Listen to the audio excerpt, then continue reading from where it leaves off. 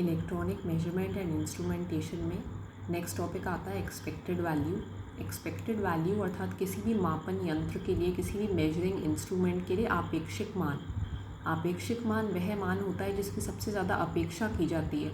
अर्थात हमने जब कोई रीडिंग ली तो हमें पता है कि ये जो वैल्यू है इसकी ये बार बार आएगी। तो जो भी वैल्यू बारंबार आए या जो मान बार बार आए, जो उसकी मोस्ट पॉसिबल करेक्ट वैल्यू हो, वह कहलाता है आपेक्षिक मान या एक्सपेक्टेड वैल्यू। एक्सपेक्टेड वैल्यू, जो भी वैल्यू एक्सपेक्ट की जा रही है ऑब्जर्वर के द्वारा, वह कहलाती है उसकी एक्सपेक्टेड वैल्यू। तो एक्सपेक्टेड वैल्यू जैसे रीडिंग्स है हमारे पास मेजरमेंट की 4 volt, 5 volt, 2 volt, 4 volt, 5 volt, 4 volt. तो इसमें हम देख रहे हैं कि 4 वोल्ट जो है उसकी फ्रीक्वेंसी अधिक है, इसीलिए 4 वोल्ट जो है वो यहाँ पर एक्सपेक्टेड वैल्यू है कि हमने जितनी रीडिंग्स ली, जैसे यहाँ पर 6 रीडिंग्स ली तो 6 में से हमारे पास 3 रीडिंग्स में वही वैल्यू आ रही है। तो जो भी वैल्यू ऐसी हो जिसकी अपेक्षा की जाए, जो रीडिंग्स में अधिक बार आए, वह कहलाती है उसकी एक्सपेक्टेड वैल्यू। उसके बाद आते हैं एरर। एरर या त्रुटि यह होता है deviation from true value of measured variable. जो भी फिज़िकल क्वांटिटी मापी जा रही है, अर्थात जो भी राशि मापी जा रही है, उस भौतिक राशि के मापन में जो भी अनिश्चितता होती है वह कहलाती है त्रुटि। यह होता है deviation from true value of measured variable, कि जो भी वास्तविक मान है उससे कितना अंतर है हमारे मापित मान में, कि हमने कोई रीडिंग ली, कोई वैल्यू मेजर की उसमें, और जो एक्चुअल वैल्यू है अर्थात जो उसकी ट्रू वैल्यू है, उसका जो यथार्थ मान है, उसमें कितना अंतर है, वो अंतर कहलाता है त्रुटि। त्रुटि किसी भी मापन यंत्र के लिए बहुत ही कम होनी चाहिए, और त्रुटि जो होती है वह बेसिकली एक्यूरेसी के टर्म्स में डिफ़ाइन की जाती है। जैसे हम कहते हैं कि किसी भी इंस्ट्रूमेंट के लिए जो रीडिंग है वो हम ले रहे हैं 12 वोल्ट ±1% ऑफ 12 वोल्ट, तो वो वैल्यू एक्चुअली डिफ़ाइन, उसको हम कहते हैं एक्यूरेसी है, लेकिन वो डिफ़ाइन करती है उस इंस्ट्रूमेंट की या उस यंत्र में कितनी त्रुटि है या कितना एरर है।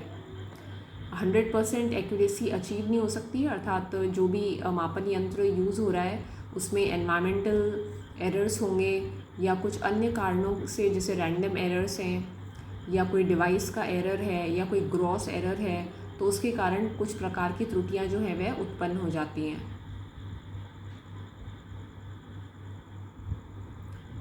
दो प्रकार की होती हैं त्रुटियां। एक होता है एब्सोल्यूट एरर। जो एब्सोल्यूट एरर होता है वह होता है mean of any observation is equal to actual value of measurement, कि जो भी हमने मेजरमेंट लिया है उसमें जो भी उस ऑब्जर्वेशन की मीन वैल्यू है वह एक्चुअल वैल्यू के बराबर है। जो एब्सोल्यूट एरर होता है वह होता है difference between actual value and mean value. जो भी एक्चुअल वैल्यू है, वास्तविक मान है, तथा जो भी मीन वैल्यू है अर्थात जो भी एवरेज वैल्यू ली गई है, उसमें जो भी अंतर होता है वह कहलाता है एब्सोल्यूट एरर। उसके बाद सेकेंड टाइप होता है एरर का रिलेटिव एरर। रिलेटिव एरर होता है ratio of mean absolute error to mean value is called relative error. इसकी वैल्यू होती है delta A mean upon A mean, अर्थात जो एब्सोल्यूट एरर है उस एब्सोल्यूट एरर की जो मीन वैल्यू है उसका अनुपात लिया जाता है मीन वैल्यू के साथ। जब हम रिलेटिव एरर को 100 से मल्टीप्लाई कर देते हैं तो हमें परसेंटेज में वैल्यू मिल जाती है रिलेटिव एरर की, अर्थात यह एरर होता है सापेक्ष, की जो मीन वैल्यू है हमारे पास उसके सापेक्ष एरर या त्रुटि को मापा जा रहा है, देखा जा रहा है कि सिस्टम में इंस्ट्रूमेंट में कितनी त्रुटि है, वह होगी उस मीन वैल्यू के रिस्पेक्ट में।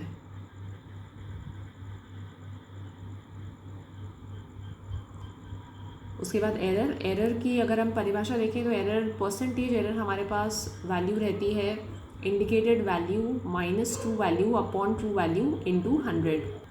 जो रिलेटिव लिमिटिंग एरर होता है वह होता है हमारे पास actual value minus nominal value upon nominal value. A यहाँ पर है जैसे एक्चुअल वैल्यू और एस है नॉमिनल वैल्यू। अब किसी भी इंस्ट्रूमेंट में या किसी भी मापन यंत्र में जो एरर होता है उस एरर को परिभाषित किया जाता है true value minus measured value, अर्थात यथार्थ मान माइनस मापित मान, या फिर measured value minus true value, मापित मान माइनस यथार्थ मान। अर्थात जो एरर हम लेंगे वो एरर या त्रुटि जो भी देखी जा रही है उसमें true value minus measured value है या measured value minus true value, इसलिए ये वैल्यू हमेशा मॉड में होगी। अर्थात जो भी हम लिखेंगे अगर वो वैल्यू माइनस भी आएगी तो मॉड होने के कारण हमारे पास पॉजिटिव ही आएगी यह वैल्यू। जैसे इसका एग्जांपल है, जैसे मान लेते हैं कि जो ट्रू वोल्टेज है वह दी हुई है 12 वोल्ट, मेजर्ड वैल्यू जो है वह है 12.5, अर्थात जो मापित मान है वह है 12.5, जो वास्तविक मान है वो है 12 वोल्ट। तो परसेंटेज एरर कितना हो जाएगा, 12.5 माइनस 12 या 12 माइनस 12.5, अर्थात मॉडुलस की होगी ये वैल्यू, डिवाइडेड बाय 12 इंटू 100%, अर्थात जो भी हमारे पास मेजर्ड वैल्यू है minus true value upon true value into 100%।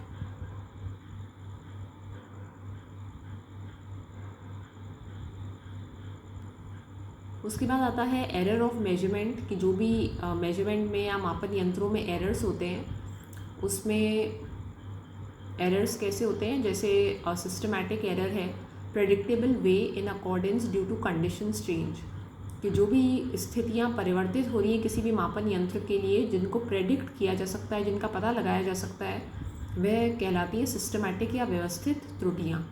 उसके बाद रैंडम एरर, अनप्रेडिक्टेबल मैनर।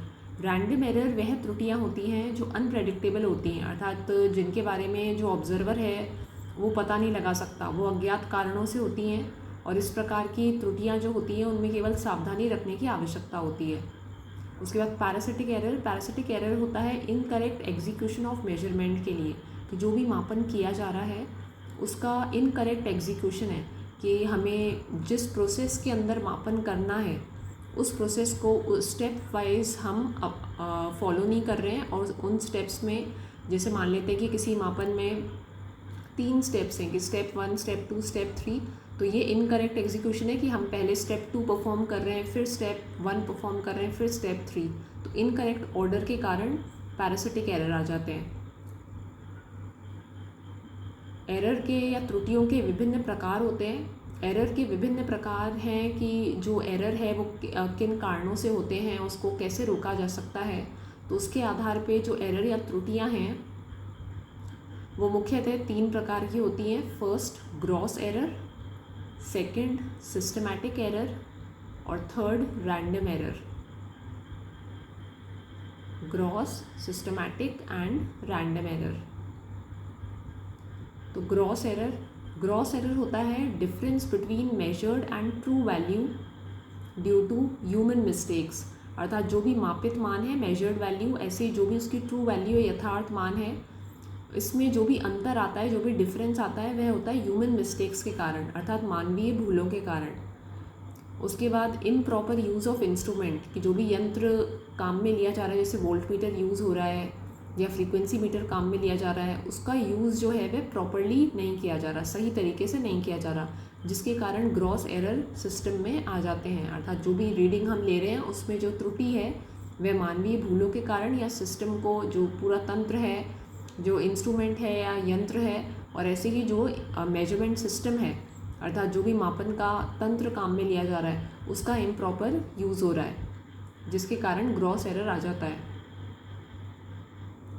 तो gross errors may be of any amount and then their mathematical analysis is impossible, then these are avoided by adopting 2 means, कि इनका mathematical analysis किया नहीं जा सकता, और इनको प्रिवेंट करने के लिए 2 मेथड्स, या इनको अवॉइड करने के लिए 2 मेथड्स हैं। तो great care is must in reading and recording the data, जो भी डेटा रीड किया जा रहा है, जो भी रीडिंग ली जा रही है, उसकी रिकॉर्डिंग में, उसकी रीडिंग में, उसको पढ़ने में तथा उसको रिकॉर्ड करने में बहुत अधिक सावधानी की आवश्यकता है। और ऐसे ही 2, 3 और even more reading should be taken for the quantity under measurement, जो भी राशि मापी जा रही है उसके लिए 2, 3 या उससे भी अधिक रीडिंग्स लेनी चाहिए, जिससे कि हमें पता चल सके कि अगर उसमें कोई मिस्टेक भी होगी तो भी हम उस मिस्टेक को आइडेंटिफाई कर लेंगे। तो gross errors mainly covers human mistakes in reading instruments and recording and calculating measurement results. इसके एग्जाम्पल होते हैं जैसे ड्यू टू ओवरसाइट, कि जो भी वैल्यू दे रखी है उसको हमने कुछ ज़्यादा ही पढ़ लिया, कि 12.5 वैल्यू लिखी हुई है और हम उस वैल्यू को लिख रहे हैं 15.5। The read of temperature as 31.5 degree while actual reading में भी 21.5 डिग्री, कि जो टेम्परेचर है या तापमान है वह 21.5 डिग्री था और उसको पढ़ करके लिख दिया हमने 31.5 डिग्री, तो वहीं पे 10 डिग्री का जो है हमने डिफरेंस उत्पन्न हो गया, तो त्रुटि जो है वह अधिक हो जाएगी।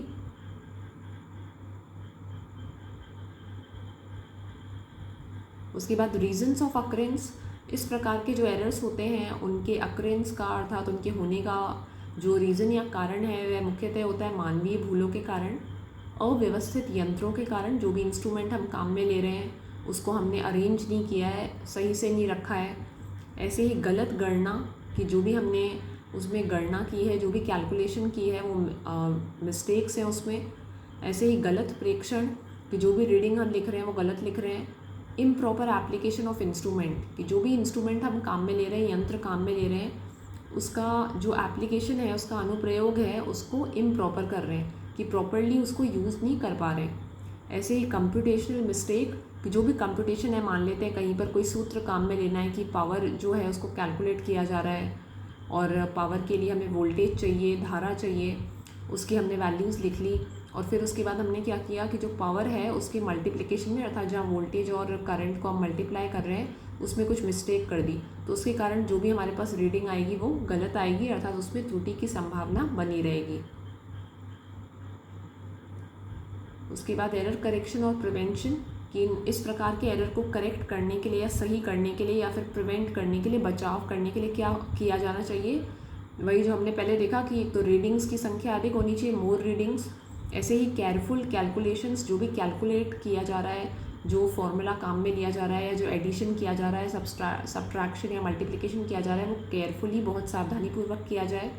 ऐसे ही proper adjustment of zero scale and full scale, जो भी इंस्ट्रूमेंट या यंत्र हम काम में ले रहे हैं उसको यूज़ करने से पहले उसका ज़ीरो स्केल और ऐसे ही उसका फुल स्केल, अर्थात उसका जो ज़ीरो स्केल डिफ्लेक्शन है और फुल स्केल डिफ्लेक्शन है उसको प्रॉपर्ली चेक करके ही यंत्र को, इंस्ट्रूमेंट को काम में लेना चाहिए मेजरमेंट के लिए, मापन के लिए।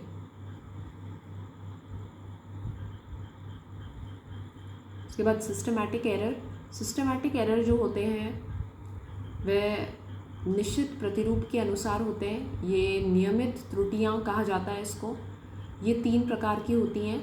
फर्स्ट है यंत्रीय या इंस्ट्रूमेंटल, सेकंड वैयक्तिक या ऑब्जर्वेशनल और थर्ड होती है प्राकृतिक या एनवायरमेंटल।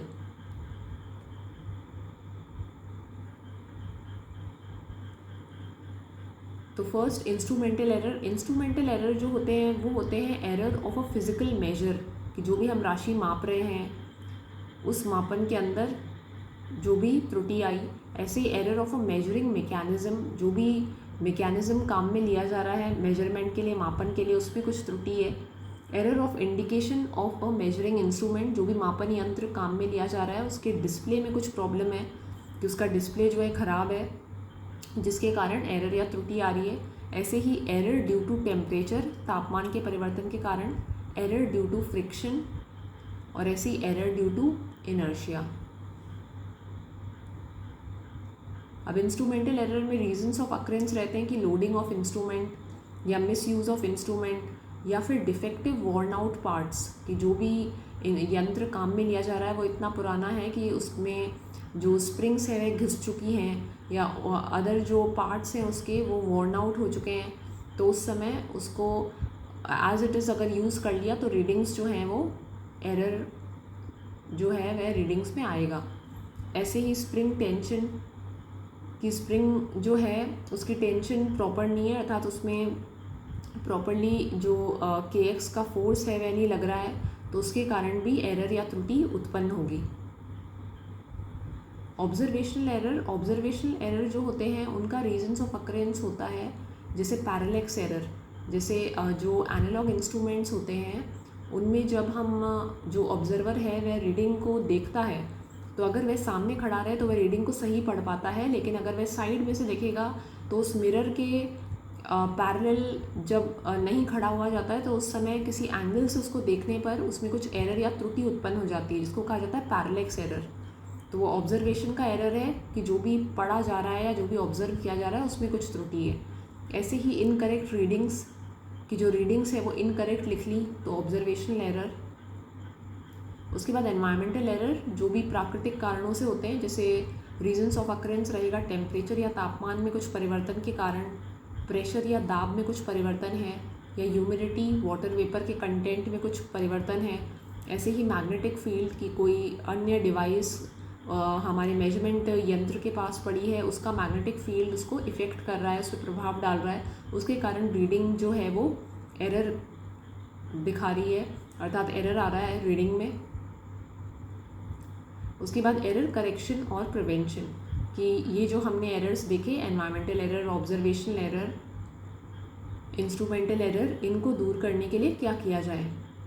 तो इनको दूर करने के लिए जैसे इंस्ट्रूमेंटल एरर है, इसमें प्रॉपर डिस्प्ले होना चाहिए एंड डिफ्लेक्शन सेटिंग्स, कि जब भी यंत्र को काम में लिया जाए मापन के लिए तो सबसे पहले उसके डिस्प्ले को, और ऐसे ही अगर एनालॉग मीटर है तो उसके डिफ्लेक्शन को, उसकी सेटिंग को प्रॉपर्ली चेक कर लिया जाए कि उसमें 0 स्केल डिफ्लेक्शन और फुल स्केल डिफ्लेक्शन आ रहा है। ऐसे ही रिप्लेस वॉर्न आउट पार्ट्स, कि जो भी बहुत समय तक यूज़ करके जो पार्ट्स पुराने हो चुके हैं, घिस चुके हैं, उनको रिप्लेस कर दिया जाए और फिर यंत्र को काम में लिया जाए। उसके बाद ऑब्जर्वेशनल, डिजिटल मीटर को यूज़ किया जाए, जिससे कि पैरेलैक्स एरर जो एनालॉग मीटर्स में होता है उसको उसके स्थान पर डिजिटल मीटर काम में लिया जाए रीडिंग के लिए, रीडिंग्स लेने के लिए, मेजरमेंट या मापन करने के लिए। उसके बाद यूज़ करेक्शन फैक्टर, कि मान लेते हैं ऑब्जर्वेशन में अगर हमें उस एरर को हम प्रिवेंट नहीं कर सकते, उसमें कोई करेक्शन फैक्टर को काम में लेकर हम एरर जो है उसको रिड्यूस कर सकते हैं। ऐसे ही एनवायरमेंटल में मैग्नेटिक शील्डिंग यूज़ करके, जिससे कि आसपास की जितनी भी मैग्नेटिक फील्ड से प्रभावित, मैग्नेटिक फील्ड के माध्यम से जो मापन यंत्र को प्रभावित करने वाली डिवाइसेस हैं, उनके लिए मैग्नेटिक शील्डिंग काम में ली जाए। ऐसे ही एयर कंडीशनिंग की जाए, जिससे कि तापमान जो है वह प्रॉपर रहे, और ऐसे जो भी यंत्र काम में लिए जा रहे हैं मापन के लिए, उनकी प्रॉपर क्लीनिंग हो, अच्छी तरीके से उनकी साफ़ सफाई हो, क्योंकि कई बार हो सकता है डस्ट के कारण या वाइब्रेशंस के कारण भी जो इंस्ट्रूमेंट या जो मापन यंत्र काम में लिया जा रहा है वो एरर शो करे। उसके बाद आते हैं लास्ट रैंडम एरर्स।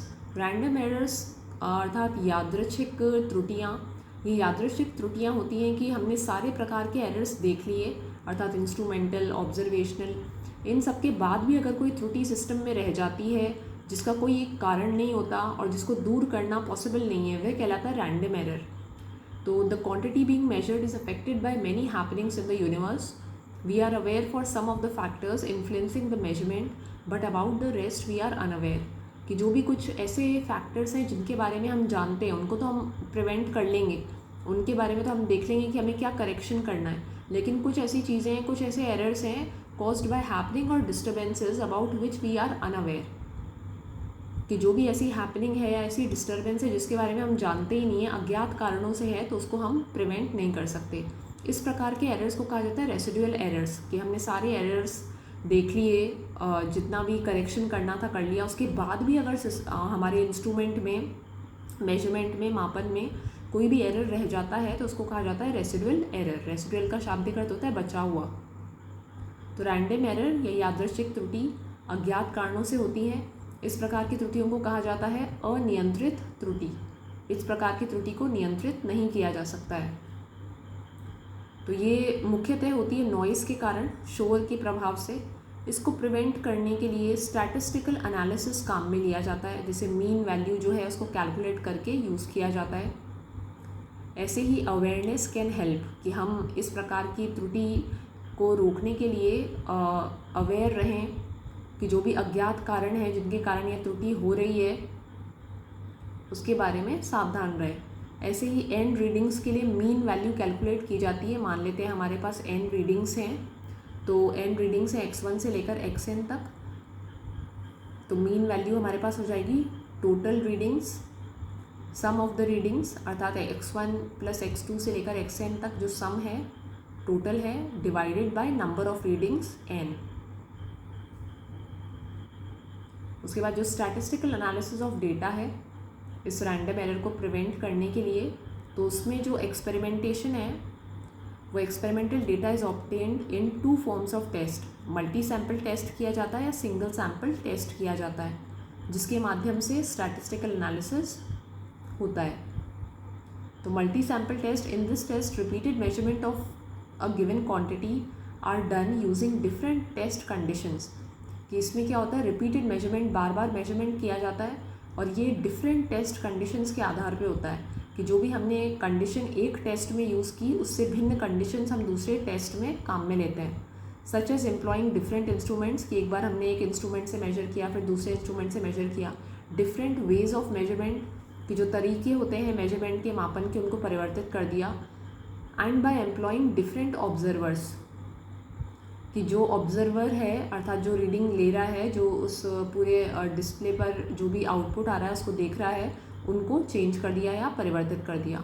उसके बाद सिंगल सैम्पल टेस्ट, इसमें सिंगल मेजरमेंट लिया जाता है for succession of measurement done after identical conditions accepting for time, कि यहाँ पर समय को छोड़ करके बाकी सारी जो कंडीशंस हैं वो कांस्टेंट रखी जाती हैं, सेम रखी जाती हैं, आइडेंटिकल रखी जाती हैं और किसी एक मेजरमेंट को, एक सिंगल मेजरमेंट को ही लिया जाता है।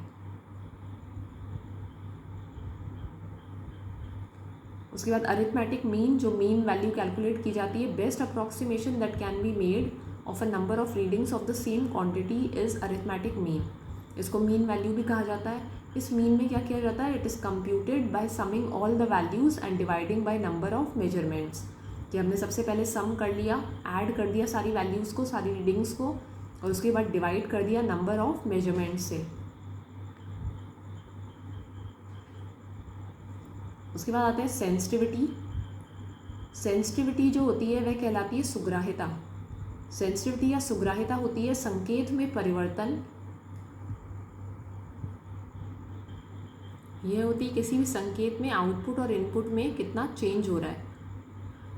तो मापन राशि के छोटे से अंतर को मापने की सक्षमता कहलाती है सेंसिटिविटी, कि हमारा इंस्ट्रूमेंट जो मापन यंत्र है वो कितना सेंसिटिव है, वो कितना छोटे से छोटा इनपुट देने पर जो भी आउटपुट है उसको कितना दे सकता है। तो आउटपुट और इनपुट का जो भी परिवर्तन रहता है वह कहलाता है सुग्राह्यता। जैसे वोल्ट मीटर के लिए सेंसिटिविटी रहती है आउटपुट वोल्टेज का change upon input voltage change, ऐसे ही एलवीडीटी के लिए जो एक प्रकार का ट्रांसड्यूसर है उसमें हमारे पास सेंसिटिविटी रहती है output voltage upon input displacement, sensitivity equal to output voltage upon input displacement. तो जो भी आउटपुट में चेंज आ रहा है और डिवाइडेड बाय जो भी इनपुट का चेंज है। तो जैसे एक एलवीडीटी है उसके लिए वैल्यू रहेगी वोल्टेज प्रति एमएम में, जो भी हमारे पास आउटपुट की वोल्टेज आ रही है और उसको हमने किसके एमएम के सापेक्ष देखा। Sensitivity of measurement is a measure of the change in instrument output that occurs when the quantity being measured changes by a given amount, कि जब हमने इनपुट को किसी एक वैल्यू से चेंज किया तो उसके आधार पे जो भी चेंज आउटपुट में आएगा वह कहलाएगा, उसका अनुपात कहलाएगा सेंसिटिविटी। तो एक प्रकार का रेशियो है, अनुपात है स्केल डिफ्लेक्शन का, और ऐसे ही वैल्यू ऑफ मेजरेंड प्रोड्यूसिंग डिफ्लेक्शन, कि एक तो स्केल में अर्थात हमारे आउटपुट में, आउटपुट की स्केल पर कितना डिफ्लेक्शन, कितना विक्षेपण आ रहा है, और इसको डिवाइड कर दिया वैल्यू ऑफ मेजरेंड, मेजरेंड अर्थात जो भी राशि मापी जा रही है उसका मान जिसके कारण डिफ्लेक्शन उत्पन्न हो रहा है। तो आउटपुट का डिफ्लेक्शन डिवाइडेड बाय जो भी इनपुट है जो उस डिफ्लेक्शन को उत्पन्न कर रहा है। तो सेंसिटिविटी में जो कैलिब्रेशन कर्व होता है अगर वह लीनियर है जैसा कि दिखाया गया है, तो सेंसिटिविटी ऑफ इंस्ट्रूमेंट जो है that is the slope of the calibration curve. अगर कैलिब्रेशन कर्व जैसा कि नॉट लीनियर है, जैसा सेकंड में दिखाया गया है, तो सेंसिटिविटी जो है वह इनपुट के साथ वेरी करती है या परिवर्तित होती है। तो सेंसिटिविटी क्या होगी हमारे पास, infinitesimal change in output upon infinitesimal change in input. तो ये इनफाइनेटिसिमल चेंज जो है, परिवर्तन जो है वह रहेगा del Q O upon del Q I. O है आउटपुट के लिए, आई इनपुट के लिए। तो sensitivity this is the relationship between a change in output reading for a given change of input. जो भी हमने इनपुट में परिवर्तन किया उसके सापेक्ष जो भी आउटपुट में चेंज हो रहा है, ये रिलेशनशिप लीनियर भी हो सकता है तथा नॉन लीनियर भी हो सकता है। जैसे हम यहाँ पे देख रहे हैं दोनों ग्राफ्स में, एक में लीनियर है और एक में नॉन लीनियर है। Sensitivity is often known as scale factor और instrument magnification. and an instrument with a large sensitivity scale factor will indicate a large movement of the indicator for a small input change. मान लेते हैं कोई यंत्र जो है उसकी sensitivity अधिक है तो उसमें डिफ्लेक्शन जो है, विक्षेपण जो है वह अधिक होगा किसी भी स्मॉल इनपुट के परिवर्तन या चेंज के लिए। जैसे यहाँ पर लीनियर सेंसिटिविटी है, फोर्स अप्लाई किया लोड सेल पे, तो इस भौतिक राशि को लोड सेल अर्थात जो ट्रांसड्यूसर हम काम में ले रहे हैं वो परिवर्तित कर देगा एक इलेक्ट्रिकल आउटपुट में। वो इलेक्ट्रिकल आउटपुट है वोल्टेज VO। जब हम उस वोल्टेज VO को इनपुट फोर्स के सापेक्ष प्लॉट करते हैं, अर्थात किलो न्यूटन में हमारे पास फोर्स है और आउटपुट वोल्टेज है वोल्ट्स में, तो इसका स्लोप हमारे पास ग्राफ आता है लीनियर और स्लोप हमारे पास आ रहा है 5 वोल्ट प्रति किलो न्यूटन। तो सेंसिटिविटी 5 वोल्ट प्रति किलो न्यूटन, क्योंकि लीनियर ग्राफ आया इसलिए जो स्लोप आएगा वही सेंसिटिविटी होगी। तो K जो है अर्थात जो कांस्टेंट हम काम में ले रहे हैं उस कांस्टेंट के लिए हमने कुछ इनपुट अप्लाई किया फोर्स और आउटपुट हमें मिल गया वोल्टेज। तो आउटपुट अपॉन इनपुट का जो रेशियो हमारे पास रहेगा वो कहलाएगा सेंसिटिविटी। जैसे अगर इसका एग्जाम्पल देखा जाए तो जैसे फर्स्ट है 0.01 ओम पर ampere meter with 5 ampere full scale deflection FSD। इसके लिए जैसे जो RM है अर्थात जो रेजिस्टेंस है मीटर की उसकी वैल्यू रहेगी ओम प्रति एम्पियर मल्टीप्लाइड बाय एम्पियर, तो वैल्यू हो जाएगी 0.01 इंटू 5 कि जो हमारे पास फुल स्केल डिफ्लेक्शन थी एम्पियर में वैल्यू थी वो है 5 एम्पियर और उसको हमने सेंसिटिविटी से मल्टीप्लाई कर दिया। सेंसिटिविटी क्या रहेगी हमारे पास आउटपुट अपॉन इनपुट। आउटपुट क्या है रेजिस्टेंस ओम में और ऐसे इनपुट धारा एम्पियर में, तो 0.01 इंटू 5 वैल्यू आ जाएगी 0.05 ओम। ऐसे ही अगर Vmax कैलकुलेट किया जाए तो Vmax across the meter will be V equal to I into R। I कितना है हमारे पास 5 एम्पियर जो फुल स्केल डिफ्लेक्शन की वैल्यू है और R जो हमने कैलकुलेट किया मीटर का रेजिस्टेंस 0.05 ओम, वैल्यू हो जाएगी 5 ampere into 0.05 ohm equal to 0.25 volt for full scale deflection. अब मान लेते हैं कि कोई जो मीटर है वो है 0.1 ओम प्रति एम्पियर की सेंसिटिविटी का और फुल स्केल डिफ्लेक्शन वही है 5 एम्पियर। तो इसमें जो ड्रॉप हमें मिलेगा वो ड्रॉप हमें मिलेगा 2.5 वोल्ट। जैसे वही सेम फॉर्मूला यूज़ करके जो RM है हमारे पास मीटर का रेजिस्टेंस वो अब हो जाएगा 0.1 इंटू 5, वैल्यू आएगी 0.5 ओम। अब जो Vmax होगा मीटर के अक्रॉस उसकी वैल्यू हो जाएगी 5 एम्पियर जो फुल स्केल डिफ्लेक्शन की वैल्यू है मल्टीप्लाइड बाय 0.5, वैल्यू आ जाएगी 2.5 वोल्ट। तो इसका ड्रॉप कितना रहेगा 2.5 वोल्ट, अर्थात ये 10 टाइम्स लेस सेंसिटिव है और इसके कारण जो रिजल्ट्स हैं वो प्रभावित होंगे या अफेक्टेड होंगे। तो मीटर की सेंसिटिविटी जो है वो डिपेंड करेगी कि कितना मिनिमम इनपुट जो है वो दिया जा सकता है जिसके आधार पे आउटपुट जो है वो परिवर्तित होगा या चेंज होगा। तो दोनों का अनुपात जो है वो परिवर्तित होगा। तो सुग्राहिता के द्वारा जो भी छोटे से छोटा अंतर है जो मापा जा रहा है एक यंत्र के द्वारा उसको देखा जाता है। जैसे यहाँ पर 0.01 ओम प्रति एम्पियर की सेंसिटिविटी का जो मीटर था 5 एम्पियर फुल स्केल डिफ्लेक्शन के साथ, उसको अगर चेंज कर दिया जाए 0.1 ओम प्रति एम्पियर के 5 एम्पियर फुल स्केल डिफ्लेक्शन के मीटर के साथ, तो जो सेंसिटिविटी है उसमें परिवर्तन आ गया। सेंसिटिविटी को परिवर्तित करते ही जो भी मीटर हमें ड्रॉप दे रहा है वोल्टेज ड्रॉप वो भी चेंज हो जाएगा। तो मीटर कितना सेंसिटिव है, लेस सेंसिटिव है या मोर सेंसिटिव है, उसके अनुसार देखा जाएगा कि जो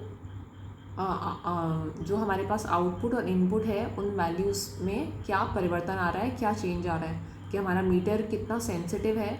जो भी हम मिनिमम उसको इनपुट दे रहे हैं उस इनपुट के आधार पे कितना आउटपुट जो है वो दिखा रहा है।